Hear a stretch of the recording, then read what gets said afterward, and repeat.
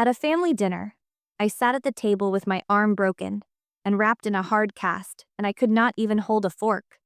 So I stayed there hungry and quiet while the guests remained silent, and my daughter calmly said that her husband had taught me a lesson, and my son-in-law boasted proudly, saying the old woman thought she ran the house, but he had proved she did not. And I only smiled a little, and 10 minutes later, the doorbell rang, and when my son-in-law opened the door, he suddenly learned who was truly in charge. Friends, before we begin this story, I want to ask you for a small favor, and if what you hear touches your heart, please subscribe to the channel and press the like button, and in the comments tell me which city or state you are listening from, because it always warms my spirit to see so many kind people out there. Enjoy the story. The smell of roast duck with apples thick, warm, and buttery filled the air like a soft fog, and to anyone else that smell might have promised celebration, comfort, and family warmth. But to me, sitting at the head of my own table, it was only a reminder that I felt helpless and trapped. I looked at my plate, a smooth white dish, with a gold rim part of a set, my late husband, and I bought in the French Quarter 40 years ago. And it was empty and untouched. And on my right side, where my hand should have been rested, the heavy plaster cast that felt cold and strange like a stone tied to my arm, and the swelling under it throbbed with each heartbeat, sending a dull ache from my forearm up to my shoulder. My radius bone was broken and pushed aside, and I knew it before seeing the x-ray, because I heard the awful snap like a dry branch breaking when Tavarius shoved me into the doorframe, and he shouted, "Come on, everyone, do not be shy." His loud, proud voice filling the room and hiding the small sounds of silverware, as he said, "The duck is wonderful today," and Havisha truly did her best. And he sat in my husband's old seat, the tall velvet chair, and he had unbuttoned his gray suit jacket, and his face already shone from the heat and the strong liquor, and he used his knife and fork with wild force, cutting huge pieces of meat and pushing them into his mouth without care, as grease dripped down his chin, and he wiped it away with the back of his hand. And around the table sat his guests, 2 men and 1 woman people, who worked under him at City Hall, and they ate silently with their eyes on their plates, feeling the thick tension in the room like the heavy air before a storm. And they saw me, an older black woman with gray hair, a straight back, and a cast on my arm sitting there with no food. Yet they were frightened of him, because Tavarius was their boss. A small king, whose signature decided their bonuses and vacations. I moved the fingers on my left hand, and they worked, but I could not reach the heavy duck platter in the center of the table, because it was too far, and my good side could not get to it, and asking for help would have meant begging. And one of the young guests watched me quietly, while the whole room stayed tight and uneasy. The brother in glasses spoke softly, without daring to lift his eyes, and he said, "Maybe we should give Miss Upilia a little food." And Tavarius snapped at him, telling him to stay out of it, while he poured himself another drink of fancy cognac, and the bottle tapped against the crystal glass, and he said, "Mrs. Oilia is on a diet today, and that fasting is good for clearing the mind," and he asked me if that was right. Mama and his eyes were cloudy from liquor, and held no regret, only victory, like a hunter proud after cornering an old lioness, and Mama brought it on herself. Javisha said, as she sat beside her husband in a beige dress that did not flatter her, and made her look pale and tired, and she carefully sliced a cucumber into tiny pieces, never once looking at me, and Tavarius kept talking to his guests, like he was telling a funny story at a small shop, saying she is getting older, and her balance is not what it used to be, and her legs get tangled, and she even tried to climb into the attic yesterday. Imagine that. And he said, "He told me, 'Where you going, old woman?' But I did not listen, and then I fell, and was lucky. I did not break my neck." And he laughed, while his guests forced tight smiles, and looked down. And I looked at my daughter, and thought about my years as a surgeon, when I had seen the human brain right in front of me, and knew where memory rested, where speech lived and where fear hid. Yet I could not find the moment when I lost my daughter, and she became a shadow, copying her useless husband. And Havisha whispered that it was an accident, while she lifted her eyes full of fear. Not for me, but for herself. And she said it was a needed lesson. And Mama, you must learn to listen to the head of the family. And you are not at work now. And you do not give orders here. And my stomach twisted from hunger, because I had not eaten for nearly an entire day.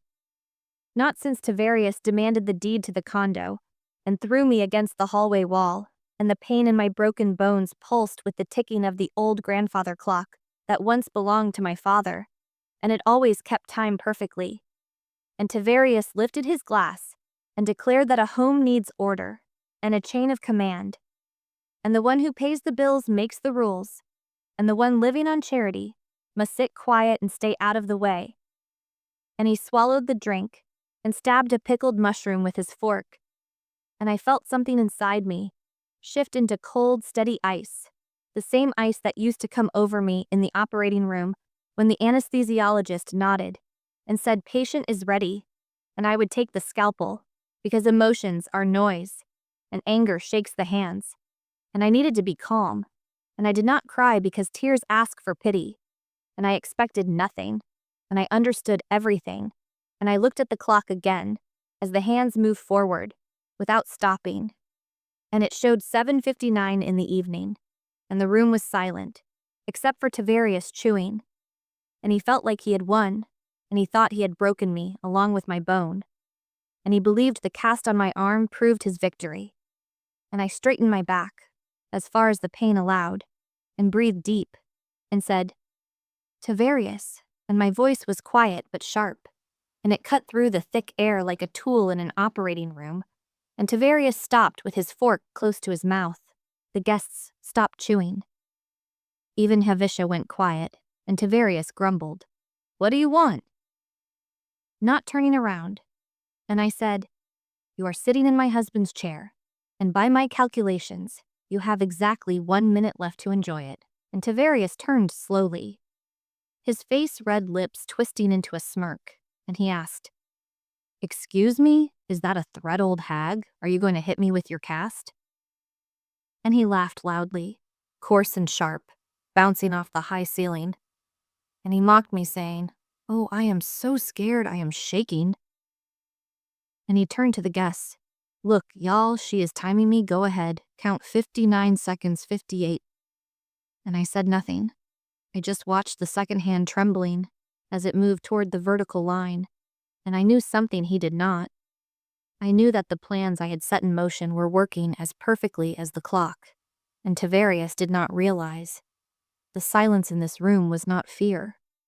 It was a countdown, and the second hand reached the 12, exactly when the pain in my arm flared up again, like it was sending me back in time. Exactly 24 hours ago, the apartment did not smell of roast duck. That evening, it reeked of fear and sour liquor, and Tavarius paced the living room, bumping into corners, looking like a trapped rat, sweating eyes moving wildly, hands shaking, and he screamed, I need the money, you old witch. Do you know how much I owe? These are serious people, not jokes. And I stood in my bedroom doorway, blocking his path, and said calmly, This is my husband's apartment, and as long as I am breathing, it will never be sold to pay for your gambling debts. And that was the mistake, not my refusal. The mistake was thinking I was dealing with a human being. At that moment, the human side of Tavarius vanished, and the animal terror of his creditors took over. And he lunged at me. I saw his eyes wide with bloodshot whites, and he shoved me sharply, and with more strength than I expected. For such a soft man, he did not just push me. He threw his whole body into it, tossing me like a rag doll. I flew backward. My right hand went up to protect my face from hitting the doorframe and crack. I knew that sound anywhere, the dry, sickening snap of bone breaking, and in that second, the world shrank to a single point in my forearm. A hot wave of nausea rushed to my throat, and I slid down the wall onto the hard floor, clutching my bent wrist to my chest. Javisha stood in the hallway. She saw everything. She saw him wind up. She saw the shove. She heard the crack, but she did not run to me. She just pressed her hands to her cheeks and whispered, "Mama, why do you have to provoke him? Just sign the papers." And Tavarius, breathing hard, loomed over me and said, "See your own fault. Tripped, you old fool." And he ran to the landline on the nightstand and yanked the cord out of the wall, and then grabbed my cell phone from my robe pocket and growled, "No calls. Sit here and think the notary is coming tomorrow. If you do not sign nicely, I will put you in a home. I will tell him you are senile and violent. I have people everywhere, you know that." And he slammed the bedroom door and turned the key in the lock, leaving me alone in the dark on the floor with my arm burning with pain. But Tavarius, for all his tricks, was just a small, petty bureaucrat. He could steal budgets for sidewalks. But he knew nothing about people of my generation, and he had clearly forgotten who I was before I became a useless old woman. I am a doctor, and panic is a luxury. A surgeon cannot afford fighting through the pain that made my vision dark. I crawled to the old wardrobe, and with my left hand felt along the bottom shelf for a worn leather satchel, my emergency kit. It had not held scalpels for years, but it contained items that could save life in other ways: a small ampule of painkillers, a syringe, and an old burner phone. I charged once a month out of habit. I gave myself the shot, and with trembling fingers, put the battery in the phone. The screen glowed dim green, and found signal who to call 911 useless. The local precinct captain drank with Tavarius every Sunday, and they were tied together by petty corruption. My call would be intercepted, and Tavarius would get even more aggressive. I needed someone above this filth, someone for whom the rules of this district did not apply. I closed my eyes, and memory helped me recall a number I had not dialed in 20 years. Never written down numbers like this. Stay in your head, ring, second ring, third speak. A calm, deep, commanding male voice answered. Not used to repeating itself, I said, "It is Oilia." My voice shook not with fear but shock. "I need help." Silence hung on the line only a second, but decades rushed through it. Location. No, how are you? No long time, no see. Only instant readiness for action, soldier reflexes. I gave the address stand by a sharp ring at the door, pulled me back from my memories. Snapping me into the stifling dining room, the grandfather clock chimed 8 times, and the doorbell sounded. Not like a normal chime, but long and demanding, making the glass in the china cabinet rattle. Tavarius flinched, then broke into a smug grin, wiped his greasy lips with a napkin, and swaying slightly stood up. "Well, look at that," he said triumphantly to the quiet guests. "And you were worried punctuality, the politeness of kings." "Yes, Miss Oilia," he said, looking down at me, his eyes shining with anticipation. "Of easy profit, that is the notary," he told the guests, winking. "I called him specifically for 8 o'clock. We will quickly sign one little paper. A formality, family business. Then we continue the banquet." Javisha exhaled in relief and reached for her wine glass. "Thank God," she whispered. "Mama, please just sign it. Do not make a scene." I said nothing, gripping the armrest of the chair tighter with my left hand. The painkiller I took yesterday, long worn off, but adrenaline now drowned everything else. Tavarius, stumbling, humming under his breath, walked into the foyer. I heard his heavy steps down the hall. I heard the lock click. "Come in. Come in, my friend." His voice boomed, full of fake hospitality. "We have been waiting. Hope the papers are ready."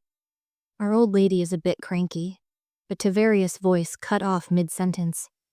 Not fading, but cut as if someone had pinched his oxygen. The dining room went silent. The guests looked at each other.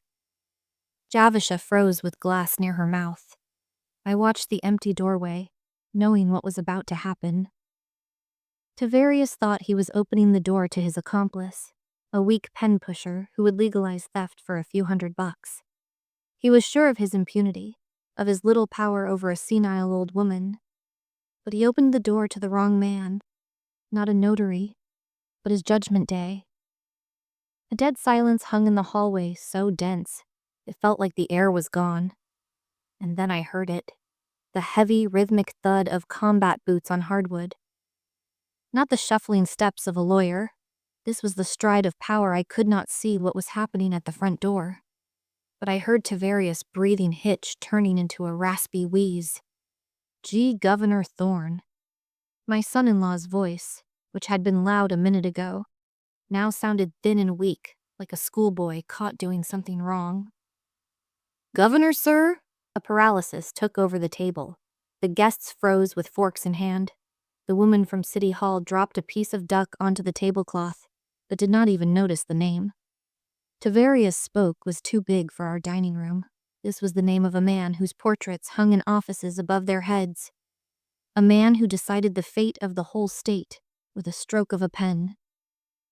What an honor, Tavarius stammered in the hall.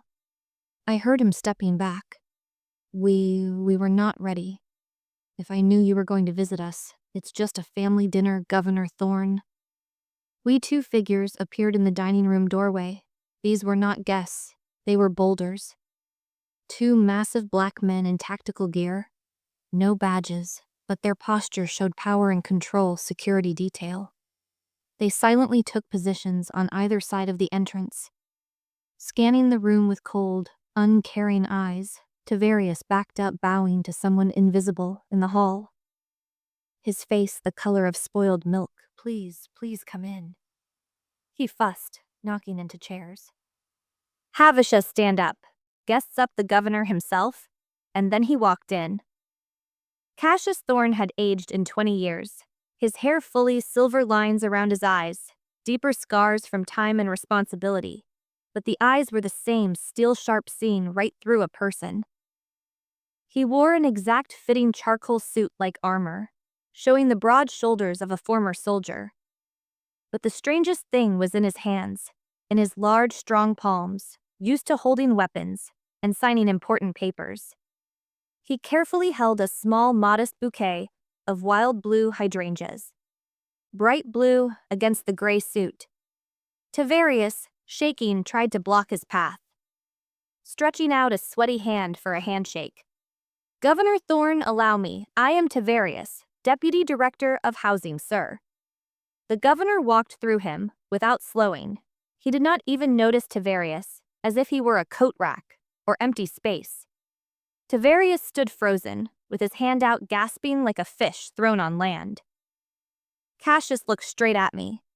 He walked to my seat, at the head of the table, ignoring Havisham, frozen in terror, and the scared guests.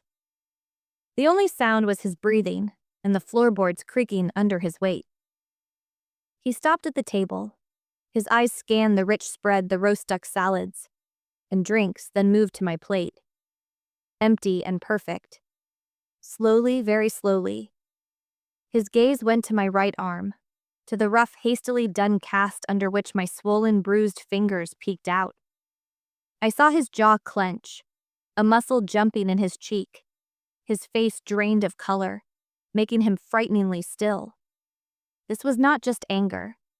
It was quiet, terrifying rage, like a tsunami that has not crashed, but is already high above the water. The room was so silent I could hear Daddy's clock ticking. Tick-tock, tick-tock. Governor Cassius Thorne, master of the state, a man feared by oligarchs and gang leaders, did something no one expected. He went down on one knee right on the hardwood floor next to my chair.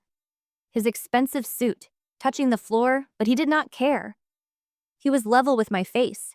He placed the bouquet of hydrangeas next to my empty plate, and carefully, as if afraid to hurt me, covered my good hand with his warm, broad palm.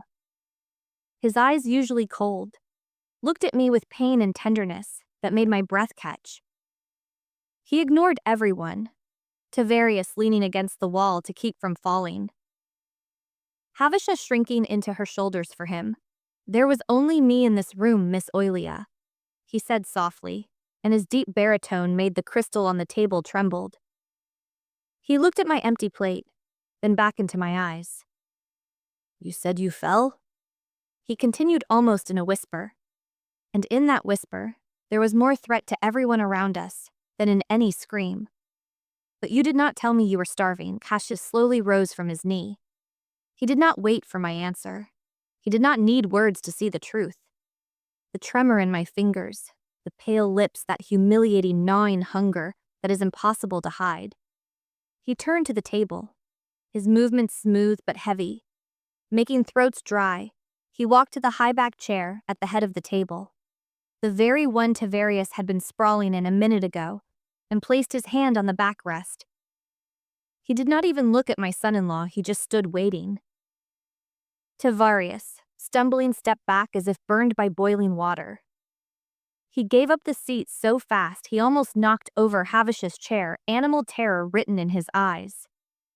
He had just been thrown off the throne he thought was his by strength. Without a word spoken, the governor sat. The chair did not creak under him. He filled that space naturally, as if he had sat there all his life. He picked up a linen napkin, shook it out, and neatly spread it on his lap. Then his eyes fell on the utensils Tavarius had thrown on the tablecloth. Greasy and dirty, Cassius pushed them aside with his pinky. In disgust, one of the security guards appeared like a shadow and placed a clean set before the governor, pulled from inside his tactical vest, a travel set shining steel. The silence was complete. Tavarius. Guests sat with their heads pulled in, trying to be invisible. They understood they were witnesses to something best forgotten. If they wanted to keep their jobs, Cassius reached for the duck platter easily. With one hand, he pulled the heavy dish toward himself. Picked up the knife. I watched his hands 30 years ago.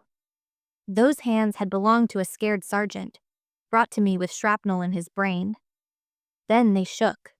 Now they were steady as granite. He cut a slice of meat, did not tear it like Tavarius, but separated the fibers with surgical care. Then, he cut it into tiny, neat pieces. Slice another slice.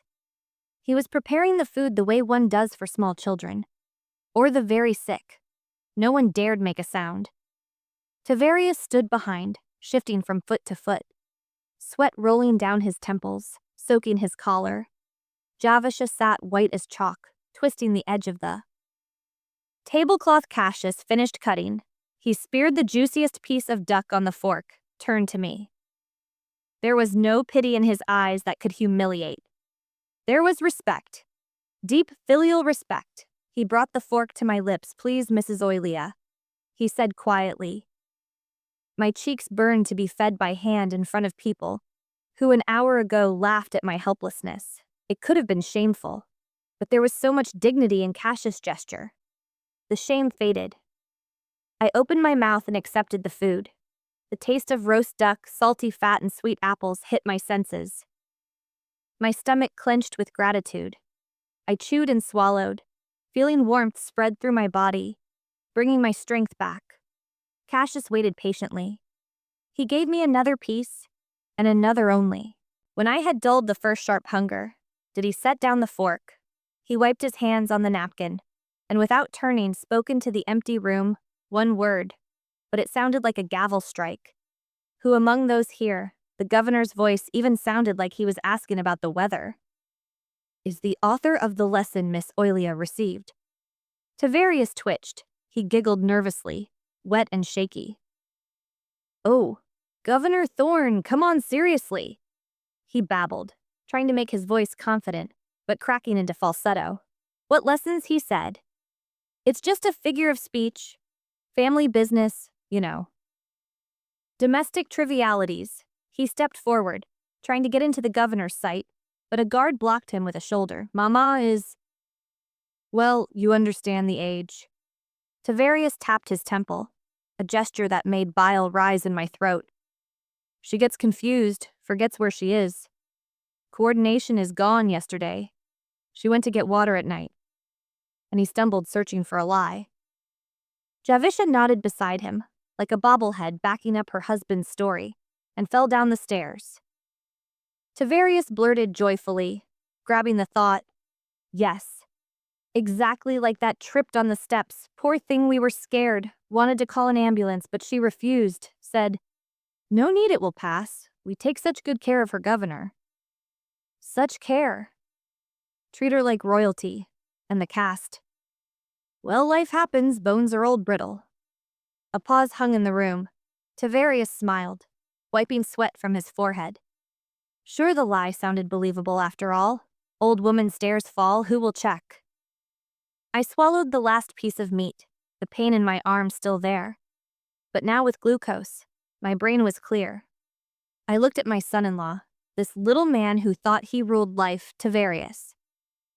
I said, my voice strong. He twitched, shooting a vicious look, ordering me to shut up. What, mama? He hissed through his teeth, trying to act. Karen wants some more water. There are no stairs in this condo. I said, clearly separating each word, we are on one level. There is not a single step.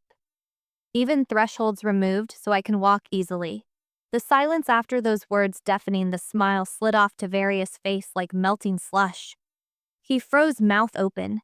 Realizing the stupidity he had just said in his panic, he forgot the design of his own home. The one he wanted to sell.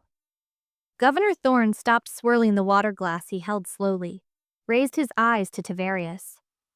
Gaze dark, like the barrel of a gun. No stairs, the governor asked, very quietly. Tavarius stuttered. Well, I meant figuratively in the building hallway, or I misspoke, governor stress. I worry so much about mama. The governor stood slowly. A head taller than Tavarius, walked right up, invading his space, forcing my son-in-law to press back against the china cabinet. Lying to a public official is a misdemeanor to Tavarius, Cassius said, looking into his pupils. Lying to an investigation is a felony. He paused, letting the words sink into Tavarius' mind. But lying to the woman who pulled me back from the other side 30 years ago. The governor's voice dropped to a whisper that made the guests break into cold sweat. That is a sin, son, and I am a God-fearing man. He sharply turned from the trembling man and looked at me again. Javisha, I commanded, not giving Tavarius time to recover. Give me my bag. My daughter flinched. Why, mama, she squeaked. Give me the bag. Now Havisha, stumbling, rushed to the hallway and brought my worn bag. I nodded to the governor, opened the inside pocket cache as I asked. Using the name, I called him in the hospital ward first that evening. There's something in there that explains the nature of these stairs. Shiz froze his hand over the zipper, but did not open it at that moment. Tavarius, realizing silence was pulling him down, decided to go all in. He straightened, squared his shoulders, and tried to put on that boss man arrogance that worked perfectly on maintenance workers and petitioners at his office. Governor Thorne, wait. His voice found a shaky but brave firmness. Let's speak plainly. Man to man, official to official. He stepped forward, ignoring the tensing guard, and spread his hands as if inviting the governor into his circle of elites. I am the Deputy Director of Housing Tavarius, said the title like it was the rank of a general. We are in the same boat. Governor, we run this city, this state. You know how it is. Nerves, responsibility, constant stress. And here he waved a hand carelessly in my direction, as if brushing a crumb off the table. Here we are dealing with a family tragedy. Mrs. Oilia, unfortunately, age is taking its toll. Mental health, you understand. Dementia is terrible. Javisha, noticing her husband's tone, instantly joined the game. She nodded, and tears shone in her eyes. Not of repentance, but fear for her own comfort. Yes, she attacks us, my daughter cried, pointing a manicured finger at me. You have no idea, Governor, what it is like living with her under one roof. She gets aggressive yesterday. She threw a vase at Tavarius. We were just defending ourselves, that arm. I tried to hold her so she would not hurt herself, or us. I listened, and felt a strange emptiness. My own daughter, my flesh and blood, slandering her mother to save her worthless husband's hide. But instead of pain, I felt the cold clarity of a diagnostician, observing gangrene. Cassius did not look at them. He looked at me. He waited. He did not need excuses. He needed truth. Javisha, I said quietly. The room so still, you could hear fabric rustle. Take the envelope from the bag, the one you saw this morning, but were too scared to touch. Javisha froze, her hand hovering. She shifted a frightened look at her husband, seeking support, but Tavarius too busy trying to drill a hole in the floor with his stare. Do what your mother says. Cassius' voice cracked like a whip. He held the satchel out to her with shaking fingers. Javisha unzipped it, fumbled inside, and pulled out a large yellow envelope, thick paper. The sound of it seemed deafening in the silence. What is that? Tavarius laughed nervously, a large drop of sweat rolling down his temple. A note from the psych ward, proof of her insanity. Give it here. Cassius snatched the envelope from Havish's limp hands. He did not tear it open. Carefully removed the contents. A black-gray sheet of X-ray film. He did not need a light box. Cassius held the film high above his head. Light from the crystal chandelier shone through, revealing to everyone the clear whitish geometry of my bones against black. The fracture clearly visible. An ugly, jagged line slicing the radius. Tavarius snorted, trying to save face.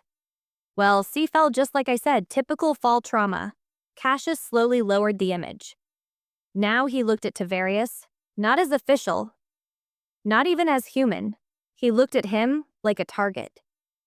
I served 2 tours in the desert. Tavarius, the governor said, voice cold as the grave. I've seen men fall from trucks, from roofs, from cliffs.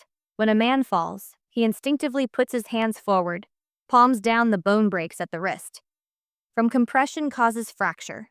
He tapped the film on the break.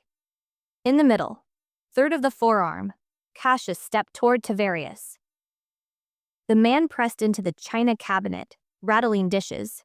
This is a diaphyseal fracture of the radius. It happens in only one scenario, when a person covers their head with their arm to block a blow from above a pipe. A bat, or very heavy fist. Tavarius opened his mouth but no sound. His lie crumbled to dust, colliding with brutal anatomy of violence. This is a defensive fracture, Cassius stated, tossing the X-ray onto the table right into the potato salad bowl. She did not fall. She was blocking.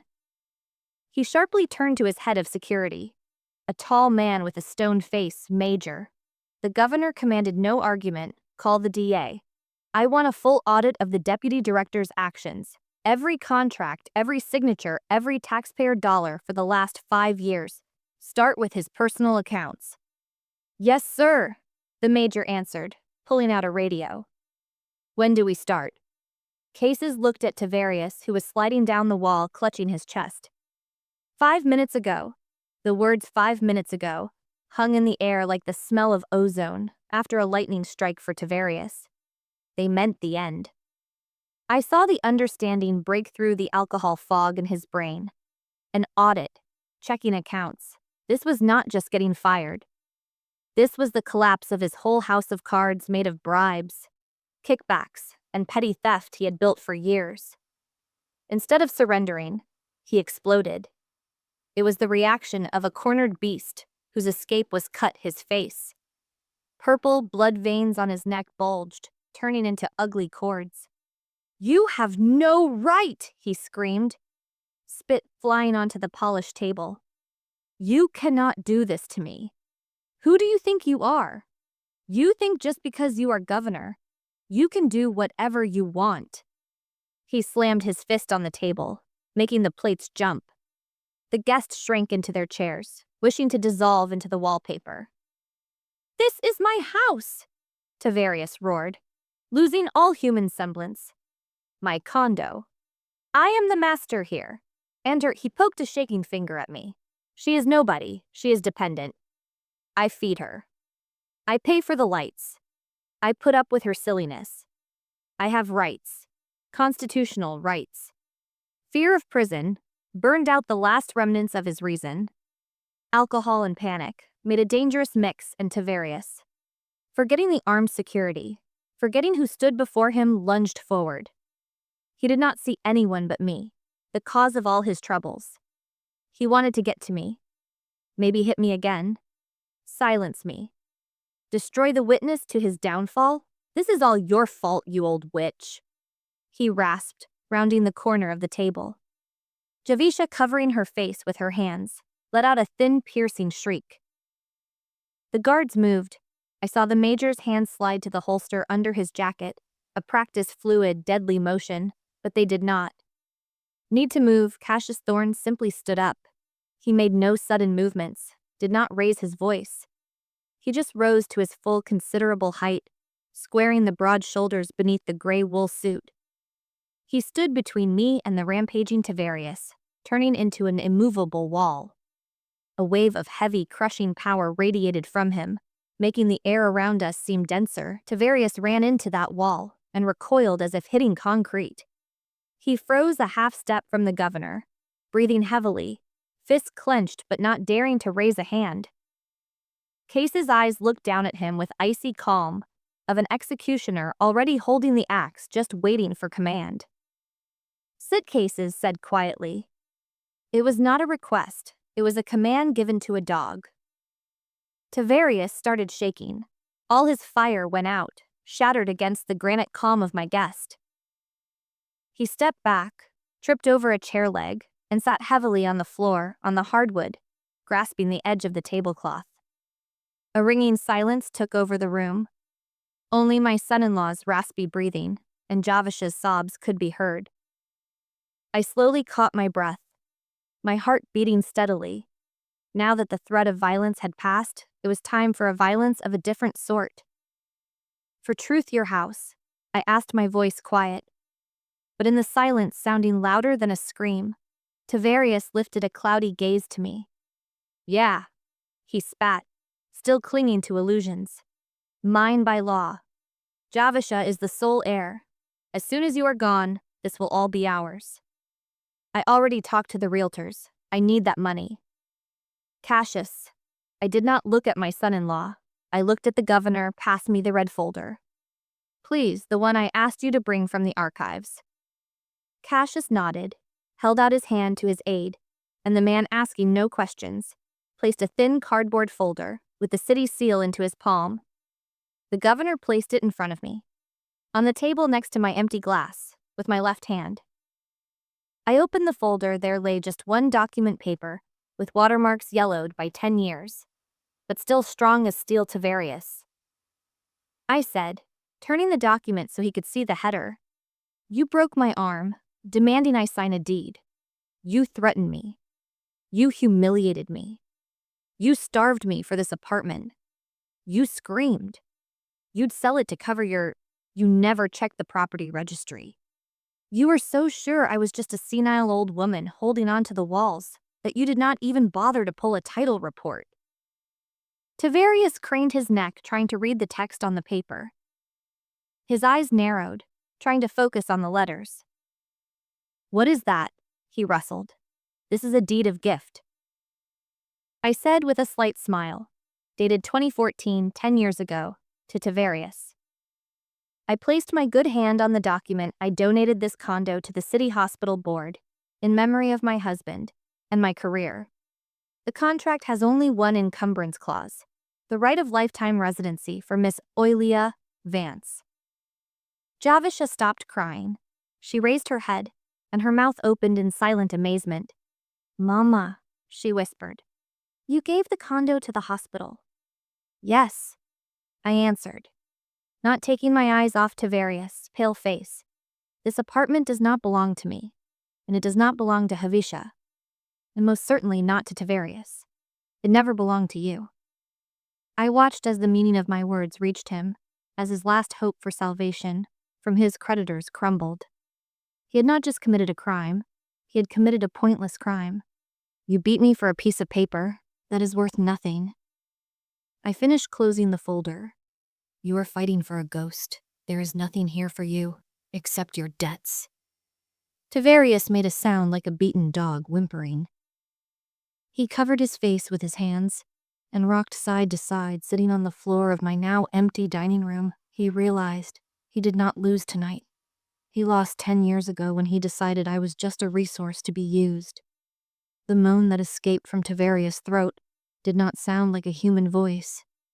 It was the sound of a snapped string, the sound of a bridge support collapsing. He looked at the red folder as if it were radioactive. His world built on greed and the certainty that the weak could be robbed with impunity collapsed into a single black dot. Suddenly he moved, but not to attack. All his arrogance, all his puffed-up importance, evaporated. Leaving only sticky animal fear, Tavarius slid from his spot onto the floor, completely turning into a shapeless pile of expensive fabric and sweaty body. He crawled toward me on all fours, grabbing the legs of my chair. His fingers slid on the wood. Leaving wet streaks, he tried to reach the hem of my dress to kiss it, but I pulled my feet back in disgust. "Mazilia, mama," he whined, and tears mixed with snot ran down his crimson face. "Forgive me, for God's sake. Forgive me, I did not know. I really did not know. It is all nerves. It is the job. You know what my job is like." He raised eyes full of terror to me. "They will kill me, mama," he whispered in a breaking voice. "The people I owe. If I do not pay tomorrow, they will cut me into pieces. I do not have the money. I thought I hoped Mama save me. Ask Governor Thorne. Let him give me an extension. Let him help. I will work it all off. I will wash your feet." It was revolting. The man who an hour ago called me an old nag and laughed at my pain was now groveling at my feet, ready to lick my shoes. I looked at the top of his head, at his thinning hair, matted with sweat, and felt nothing but nausea, as if I stepped in mud. "It was not me," he suddenly shrieked, trying to find an excuse. "It is all her. It is Javisha." He poked a finger backward toward his wife. Without turning around, she wound me up. She said, "Mother is old. She does not need the apartment. Let's sell. Let's invest. She wanted money for a new car. I just wanted peace in the family."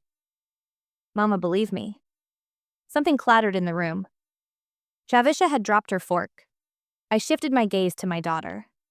She sat white as a sheet, hands pressed to her chest, hearing her husband's words, seeing how this sinking ship was trying to drag her down with him. She transformed. The fear in her eyes was replaced by the fury of a cornered rat. She jumped up from her chair, knocking it over with a crash. "What are you saying, you animal?" she screamed, her voice cracking into a squeal. "How dare you? You forced me!" Javisha rushed toward me, pushing the air with her hands like a swimmer. She fell to her knees next to Tavarius, shoving him with her shoulder, trying to get closer to me, closer to the source of salvation. "Mama, do not listen to him," she babbled. Grabbing my good hand, her palms were cold and clammy. "He is a monster. A tyrant. I was afraid of him. He hit not just you. He threatened me. I wanted to call 911, Mama. I swear I reached for the phone, but he ripped the cord out. I cried all night. I wanted to help you, but he said he would kill us both." She sobbed, smearing mascara over her cheeks, turning into a grotesque mask of grief. "I am your daughter, Mama, your baby girl. I love you. Save me from him. Tell Governor Thorne I am a victim."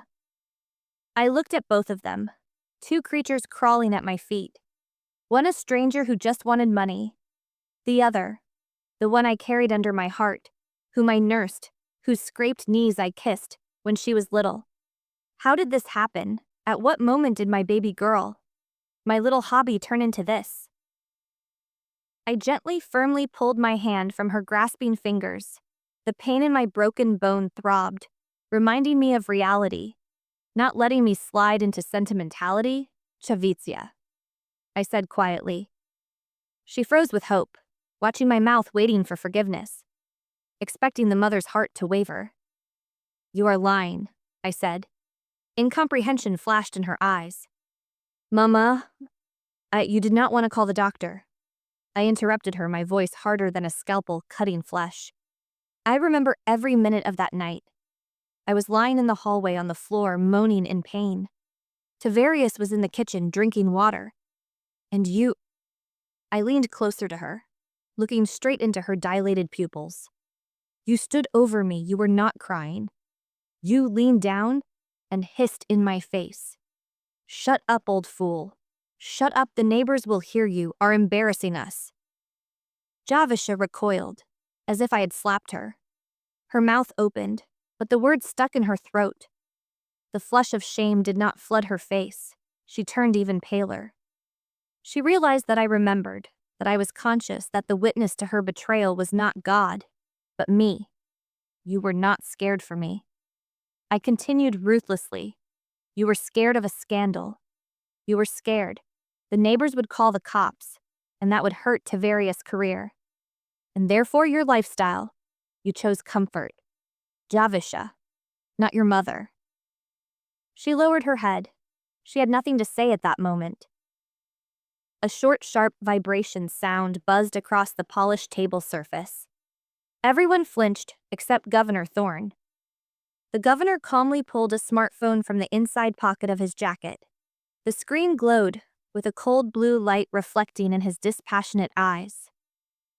He swiped the screen, reading a message. The corner of his mouth twitched upward, barely noticeably. But this was not a smile of joy. It was the smile of a surgeon who had confirmed a terminal diagnosis. The audit moves fast, he said dryly, not looking up from the screen. In our time, digital footprints are harder to wash off than blood. He slowly placed the phone on the table and looked at Tavarius, who had gone quiet, sensing the end approaching. Turns out, Tavarius, your debt problems are just the tip of the iceberg. The governor's voice sounded almost bored, but there was a threat in that boredom. My people checked, not just your accounts, they checked the properties under your management, including the basement of this very building, a building that is a historical landmark. Tavarius stopped breathing, his eyes bugged out. It seemed the mention of the basement scared him. More than his mother-in-law's broken arm, interesting case caches continued tapping a finger on the table. On paper, it's a janitorial storage unit. But in fact, my guys are down there right now. They say there are enough crates of confiscated goods to open a small illegal market, counterfeit luxury bags, untaxed cigarettes, fencing stolen goods to various. The governor shook his head like a disappointed teacher. You did not just beat a retired surgeon. You used the basement of the building where the woman who saved my life lives as a warehouse for your dirty business. You turned her home into a trap house. Cassius raised his eyes to the head of Security Major. The officer nodded. He did not need extra instructions. 2 guards stepped forward. They moved synchronously, like parts of a single machine. Tavarius did not even have time to scream. Strong hands and black gloves jerked him up from his knees. He tried to twitch, but they cuffed him so professionally and hard that joints popped. No, Governor Thorne, we can work this out. Tavarius squealed, twisting in the steel grip. I'll give up the suppliers, do not take out the trash, the governor said quietly, turning to the window. The guards dragged Tavarius toward the exit. They did not stand on ceremony. His feet dragged on the hardwood. Bunching up the rugs, he screamed, begged, threatened. But his shouts were just noise fading away. The door to the hallway was open, the same door he had so proudly thrown open 10 minutes ago, expecting to see his accomplice. Now they were dragging him through it like the criminal he always was, just before his suit hit it. Javisha, do something. His last wail drifted from the foyer. Then the front door slammed. A heavy oak door. The sound was final. Like a judge's gavel. The apartment went quiet again. Only the ticking of the clock and Javisha's heavy breathing as she remained sitting on the floor alone amidst the ruins of her life. She did not look at me. She looked at the empty spot where her husband had just been realizing she was next. Javisha. The governor's voice tore through the vacuum, left after the security team's departure. My daughter flinched. She was still sitting on the floor, hugging her knees, staring at one spot, the spot where her comfortable life built on lies, and my patience had collapsed. "You cannot stay here tonight," Cassius said. There was no anger in his tone, just a dry statement of fact, like a doctor writing a quarantine order. "A criminal case has been opened against your husband. You are a witness for now, but considering your silent consent to running a fencing operation in the basement, investigators will want to ask you a lot of questions." Javisha slowly raised her eyes to me. There was no more arrogance, no fake concern, only emptiness. "Where do I go?" she asked quietly. "Like a child, pack your things," Cassius answered, not looking at her. "Take the essentials. My driver will take you to a hotel while the investigation is ongoing. You are forbidden from approaching Miss Oilia." Javisha did not argue. She did not beg. She got up from the floor, painfully straightening her stiff legs, and stumbled to her room. 10 minutes later, she came out with a small gym bag. She stopped in the dining room doorway, looking at me. I saw her lips trembling. She wanted to say something, maybe goodbye, maybe to blame me for everything again. But she stayed silent, and I stayed silent. Sometimes, an incision must remain open for the wound to clean itself out. The front door clicked shut quietly. This time, the apartment plunged into silence. But it was not that oppressive, sticky silence that had reigned here for the last few years. It was a clean, cool silence, like in an operating room after a successful, difficult, multi-hour surgery, when the lights go down and the patient is wheeled to recovery. Life is saved. The worst is over. Cassius' aides worked quickly and silently. While we talked, they cleared the dirty plates, the remains of the ravaged duck, the spilled wine stains. They opened the windows wide, letting in the fresh night air, blowing out the smell of stale liquor into various cheap cologne. We were left alone, me and the boy.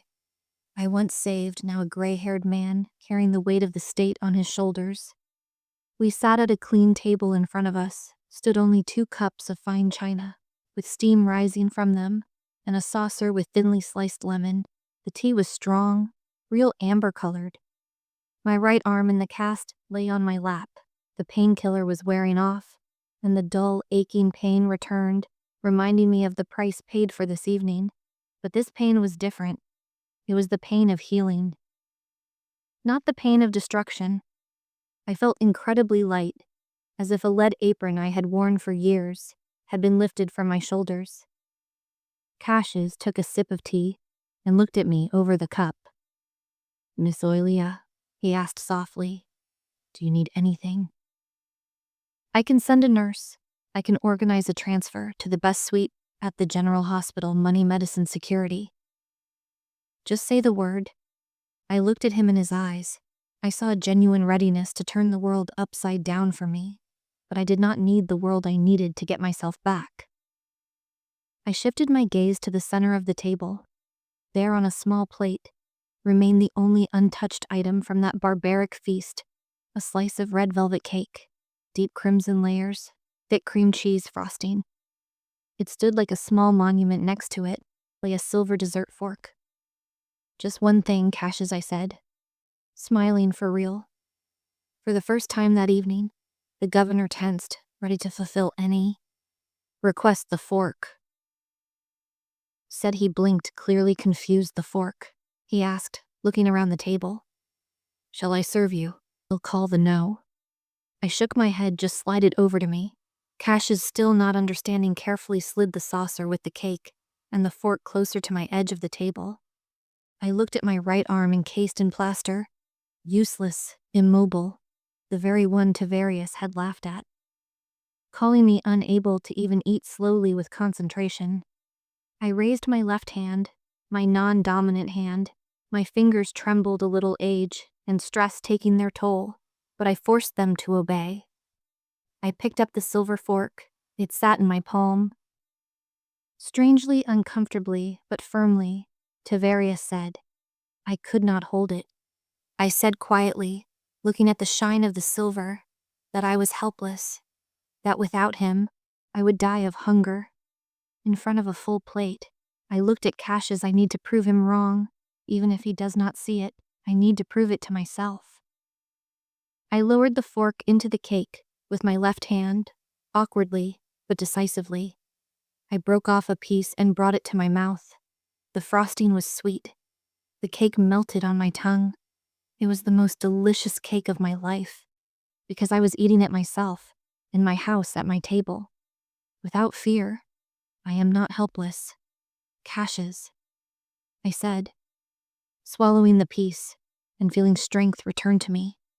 I am a surgeon. I was just waiting for the necessity of the operation to mature. I set the fork down and looked out the dark window, where the lights of the big city burn sometimes, for the organism to survive. You have to amputate the infected part, even if it hurts, even if it's family. I was just waiting for the right assistant to cut out the rot. Governor Thorne silently covered my good hand with his palm. We drank tea, and my husband's clock counted the time of my new free life. Tick-tock, my dear listeners. That brings us to the end of Oilia Vance's story, a story about how long a strong woman can endure and how terrible retribution can be when the cup of patience overflows. I know many of you have mixed feelings right now.